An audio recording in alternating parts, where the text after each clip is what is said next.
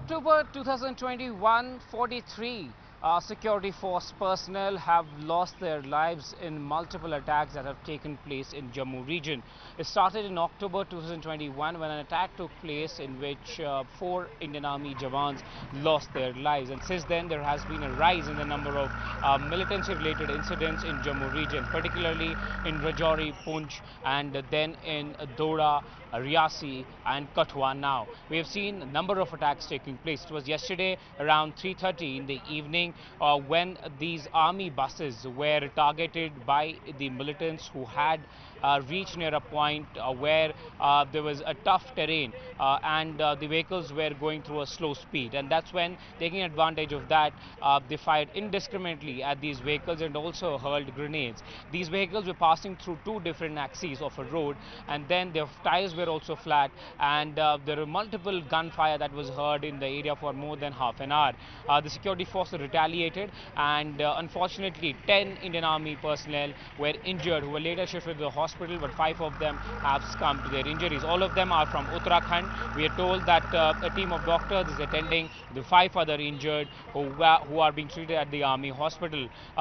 The army commander has just taken over. Lieutenant General Upendra Dwivedi, the former Lieutenant General who was the Northern Army commander, knows well this area. He has now become the general and is the army chief. His first visit also came to Poonch and Jammu to take stock of the situation, of how the developments are and how the situation is on the ground, because there has been a continuous rise in these incidents, and the strategy seems to be clear from these outfits to shift the militancy from Kashmir, where the government has gone with an iron fist to deal with this militancy. But now they have started to take advantage of dense forest cover, natural caves, and try to hide there and carry out attacks from time to time. There are people who are living in Rajouri, Poonch, and some of them have shifted and were instrumental in militancy prior to the 90s and are living in POK. And from there, security forces believe they're trying to reactivate their sources and their people in these areas who can act as guides for these militants. DGP of J&K police and the other forces have already said that there has been infiltration that has taken place, and these highly trained militants could be those who have been in Afghanistan and Pakistan and are battle hardened. They are carrying M4 rifles. Those rifles are used by US forces, and they have advanced scopes, including thermal scopes, which can look from a distance and carry out attacks. And then they have all the advanced equipments and the communication devices, where we have seen that transfer of data, including the videos, have also taken place, and then they have been released on Telegram channels by these outfits. Though forces believe it's a work of TRF, a shadow organization of Jaish-e-Mohammed and Lashkar-e-Toiba, which are jointly operating in the woods of the Pir Panjal, south of Pir Panjal.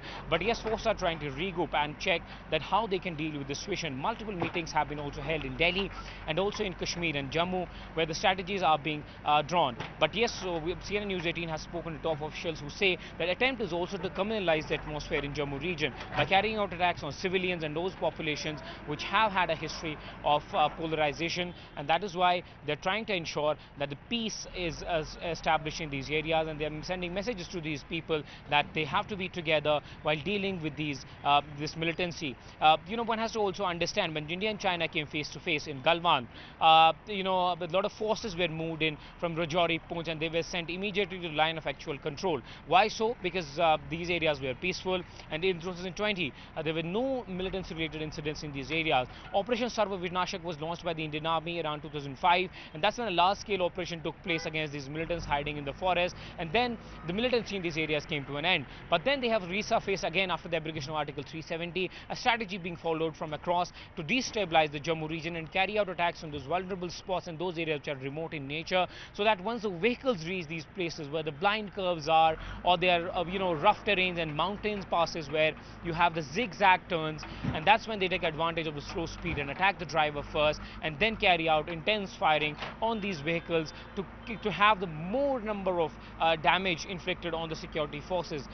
Though there has been some changes in the SOPs, there are questions like the rise in the militancy there. The former Chief Minister of Jammu and Kashmir have actually questioned the government in the past as well, that what really they have been calling normalcy is not on the ground, and that reflection of that is being seen in Jammu region, the number of attacks that have taken place. Yes, there has been less intelligence that has been pouring in because of the fact that the areas have been peaceful and the army hasn't been dealing with such kind of situation in the past as compared to Kashmir. But yes, once again, the army now seems to be regrouping and reassessing their strategy so that these attempts could be foiled. 5 Indian Army Jawans have lost their lives, and 5 of them are still battling at the hospital. Many of them, we are told by sources, are out of danger. This area falls under 9 Corps and Rising Stars, a formation that is headquartered in Himachal Pradesh, not under the Northern Command but under the Western Command of the Indian Army. But yes, there is operational robustness that the forces are trying to build, and there is no doubt that around 30 to 40 foreign militants who are highly trained are hiding in these woods of Rajouri and Poonch and trying to carry out attacks on security forces.